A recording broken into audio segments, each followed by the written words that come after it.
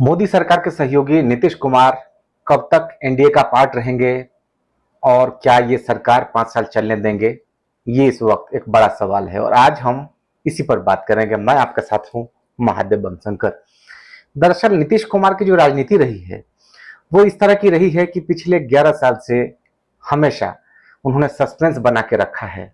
उनकी पार्टी का ये पंचिंग लाइन है कि सबके हैं नीतीश कुमार, और यही जो पंचिंग लाइन है, पटना में जैसे ही जेडीयू की 12 सीटें जब लोकसभा चुनाव 2024 में जीती है तो उसके बाद पटना में पोस्टर लगा टाइगर अभी जिंदा है। दूसरी तरफ केसी त्यागी जेडीयू के लीडर हैं, वो बयान देते हैं कि नीतीश कुमार के पास इंडिया गठबंधन की तरफ से प्रधानमंत्री पद का ऑफर आया है। मतलब क्या कि आपको इंडिया गठबंधन पीएम पद का ऑफर दिया तो आप इंडिया गठबंधन के साथ चले जाएंगे? देखिए, जो जेडीयू नीतीश कुमार जहां जहां से चुनाव जीते हैं, खुद मोदी जी कैंपेन करने गए थे बिहार में। नीतीश कुमार उस वक्त कहा जा रहा था कहां है, कैंपेन कर रहे थे, लेकिन मोदी जी गए थे। तो कहीं ना कहीं श्रेय जो है बिहार में जेडीयू और बीजेपी के अलायंस का मोदी जी को भी जाता है। हमने देखा पहली बार ऐसा हुआ जब कोई पीएम पटना में हफ्ते में 2 बार नाइट स्टे किया हो, पटना में रोड शो किया हो, पाटलिपुत्र में। तो एक तरीके से जिस तरह से वो लगे रहे, इस बार धुआंधार कैंपेन किया, बिहार की जनता ने सर आंखों पर भी बिठाया है। एनडीए गठबंधन जब जब चुनाव फाइट में आया है, एनडीए गठबंधन को बिहार की जनता ने क्लियर कट मैंडेट दिया है। लेकिन नीतीश की जब राजनीति की बात करेंगे तो यह समझना बहुत मुश्किल है कि वो कब तक किसी एक पार्टी के साथ बने रहेंगे, क्योंकि जब भी मन किया है उन्होंने चल दिया है। पार्टी का स्लोगन है नीतीश सबके हैं। और देखिए, अब हम आपको बताते हैं कि कब कब नीतीश ने बीजेपी के साथ बात करें या आरजेडी के साथ बात करें, डिच किया है। डिच मतलब ये कि साथ में चुनाव लड़े और मुख्यमंत्री बने, पार्टी ने बना दिया, अलायंस ने बनाया, और फिर मौका भांपते ही आप चले गए, सामने वाले से मिल लिया आपने। सुबह आप सीएम पद से इस्तीफा देते हैं और शाम को फिर राजभवन में जाके फिर सीएम बन जाते हैं, फिर दूसरे विपक्षी से मिलके। तो ये स्ट्रेटजी है वो नीतीश कुमार की रही है, जो हमने देखा है। अब देखिए, इनकी स्ट्रेटजी की बात करें तो किस किस तरह की नीतीश की स्ट्रेटजी रही है, कैसा रहा है। सबसे पहले तो ये बात करते हैं आपकी कि नीतीश और बीजेपी का जो रिश्ता है, क्योंकि एक बात देखनी पड़ेगी आपको कि बिहार में नीतीश कुमार को मुख्यमंत्री बनाने वाला कौन है? भारतीय जनता पार्टी ने मुख्यमंत्री बनाया था नीतीश कुमार को, लेकिन वो गठबंधन चला था 2013 तक। लेकिन जब देखा कि मोदी को पीएम बनाने के लिए बीजेपी आगे प्रमोट कर रही है, तो उन्होंने अलायंस से बाहर का रास्ता अपना लिया था, मोर्चा खोल दिया था। 2014 में विपक्ष खेमेबंदी की उन्होंने, और नतीजा ये हुआ कि बिहार के चुनाव में ही बुरी तरीके से हार गए थे। तो ये हमने देखा, और उसके बाद जो है, जो कुछ जनता ने मैंडेट दिया उस सब ने देखा। उसके बाद फिर आरजेडी के साथ उन्होंने अलायंस करके चुनाव फाइट किया।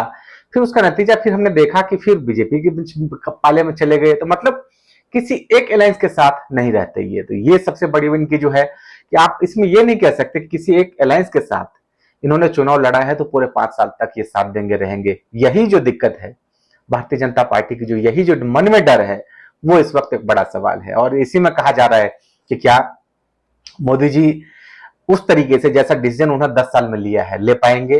और अगर नहीं ले पाएंगे, अगर ज्यादा अलायंस की तरफ से प्रेशर होगा तो फिर क्या होगा? क्या मोदी जी प्रधानमंत्री पद से इस्तीफा दे देंगे और क्या फिर मध्यावधि चुनाव में चले जाएंगे? ये भी सवाल उठ रहा है। या फिर क्या अगर प्रधानमंत्री, जैसा कि केसी त्यागी ने कहा है कि नीतीश कुमार को पीएम पद का ऑफर इंडिया अलायंस की तरफ से आ रहा है, तो क्या नीतीश कुमार प्रधानमंत्री बनने के लिए इंडिया गठबंधन के साथ चले जाएंगे?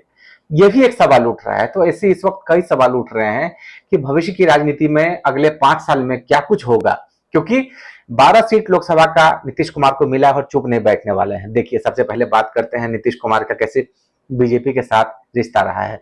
नीतीश कुमार का बीजेपी से गठबंधन 1996 में शुरू हुआ, जो पहली बार नरेंद्र मोदी की वजह से 2013 में टूटा। नीतीश ने गुजरात दंगों की वजह से नरेंद्र मोदी को बिहार में चुनाव प्रचार नहीं आने दिया था उस समय अलायंस में। लेकिन जब बीजेपी ने नरेंद्र मोदी को अपना उम्मीदवार प्रधानमंत्री का घोषित किया, तब नीतीश कुमार नाराज होकर बीजेपी से नाता तोड़ लिया था। उस समय 2014 का चुनाव जब उन्होंने अकेले लड़ा तो बिहार में महज 2 सीट मिली थी नीतीश कुमार को। फिर उन्होंने अपने घोर विरोधी आरजेडी और कांग्रेस के साथ मिलकर महागठबंधन बनाया और 2015 का चुनाव भारी बहुमत से जीते। 2015 विधानसभा चुनाव में आरजेडी और नीतीश के अलायंस को जीत मिली थी। वो वजह ये भी रहा कि मोहन भागवत उस वक्त एक बयान दे दिया था उन्होंने कि जो जिस तरह का आरक्षण दिया जा रहा है उसको समीक्षा करने की जरूरत है। कहा जा रहा है कि उस बयान के चक्कर में बीजेपी बिहार में चुनाव हार गई थी, लेकिन जल्दी ही उस वक्त महागठबंधन से नीतीश कुमार का मोह भंग हो गया। तेजस्वी यादव पर भ्रष्टाचार का आरोप लगाने के बाद नीतीश कुमार 2017 में एनडीए के साथ आ गए। देखिए 2000 उस समय 2013 में छोड़ के चले गए थे, 2017 में 4 साल बाद वापस आ गए। लेकिन नीतीश कुमार ने 2019 का चुनाव भी लड़ा और 40 में से 39 सीटें इंडिया एनडीए अलायंस को मिली, जिसमें नीतीश कुमार और बीजेपी साथ मिलकर लड़ रहे थे। लेकिन केंद्र के मंत्रिमंडल को लेकर विवाद शुरू हो गया। उसकी वजह रही कि बीजेपी फुल फ्लेज मेजोरिटी में आई थी। ये विवाद 2020 के विधानसभा चुनाव के दौरान तब और गहरा गया जब जेडीयू को सिर्फ 43 सीटें मिली विधानसभा चुनाव में। ऐसा कहा गया कि बीजेपी ने तेजस्वी यादव को, चिराग पासवान को खड़ा कर एक तरीके से कमजोर करने की कोशिश की नीतीश कुमार को, ऐसा कहा गया, आरोप लगाया गया। और रही सही कसर जो है आरसीपी सिंह के केंद्र में मंत्री बनने के बाद पूरी हो गई। आरोप लगा कि आरसीपी सिंह के जरिए जेडीयू को तोड़ना चाहती है बीजेपी, इस तरह के एलिगेशंस लगे। इसी आधार पर बीजेपी ने 2022 में फिर सत्ता परिवर्तन हुआ और महागठबंधन की सरकार बिहार में बनी, जिसमें नीतीश कुमार सीएम बने, तेजस्वी यादव डिप्टी सीएम बने और महागठबंधन की सरकार बन गई थी। कांग्रेस भी सपोर्ट में, आरजेडी भी सपोर्ट में, इस तरीके से। लेकिन 2022 के बाद नीतीश कुमार ने बीजेपी के खिलाफ गोलबंदी करना शुरू कर दिया, लेकिन कांग्रेस के रवैये से वो खुश नहीं थे। बैठकों में हो रही देरी और कांग्रेस के निर्णय के बाद जिस तरीके से 2024 को लेकर जो खेमेबंदी थी उस समय, फिर महागठबंधन, उनको लगा पहले कि एनडीए उनको महागठबंधन की तरफ से उनको संयोजक बनाया जाएगा, प्रधानमंत्री पद का उम्मीदवार बनाया जाएगा और एक तरीके से मोदी के खिलाफ वो चेहरा होंगे। लेकिन ऐसा नहीं हुआ और उसके बाद मोदी जी का, उनका, नीतीश कुमार का मोह भंग हुआ और इसी साल वो जनवरी में एनडीए में शामिल हो गए। और उसके बाद नीतीश कुमार ने गठबंधन की अदला बदली तो जरूर की है, लेकिन इसके पीछे राजनीतिक कारण आप देख सकते हैं। नीतीश कुमार ने कभी अपने सिद्धांतों से समझौता नहीं किया, ये एक बड़ा फैक्टर है। यही कारण है कि आज वो राजनीति में इतने प्रासंगिक हैं। कहा जाता है कि बिहार में जो शराबबंदी का सबसे बड़ा श्रेय अगर किसी को जाता है तो नीतीश कुमार है, तो ये उनकी अचीवमेंट्स भी है। दूसरा ये कि उन्होंने रेल मंत्री रहते हुए रेल दुर्घटना पर इस्तीफा देने वाले नीतीश कुमार 2014 के लोकसभा चुनाव में 2 सीट की वजह से मुख्यमंत्री पद से इस्तीफा दिया था। तो एक नैतिकता वाली बात भी आप देख सकते हैं, क्योंकि इस तरीके से नीतीश कुमार की पहचान है कि आप समझ सकते हैं कि भाई अगर नैतिकता के आधार पर नीतीश कुमार इस्तीफा दे चुके हैं। दूसरा यह है कि नीतीश कुमार के एजेंडे से, कोर एजेंडे से नीतीश कुमार कभी सहमत नहीं रहे। नीतीश कुमार में सबसे बड़ी खासियत यह है कि राजनीति में आने वाली चुनौतियों को पहले भांप लेते हैं।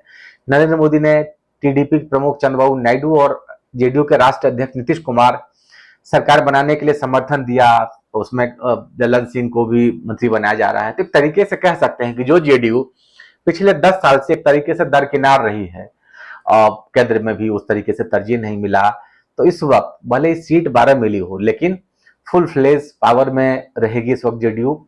और यही वजह है कि इस मैंडेट से जेडीयू के साथ विपक्षी दल भी खुश है, जेडीयू भी खुश है, टीडीपी भी खुश है। तो मतलब सभी इस वक्त इस जनता के जनादेश से खुश है। अब देखना है कि नीतीश कुमार अगर इस बार पलटी मारते हैं तो फिर क्या होगा, क्योंकि एक फिर अनिश्चितता का दौर केंद्र में शुरू हो जाएगा।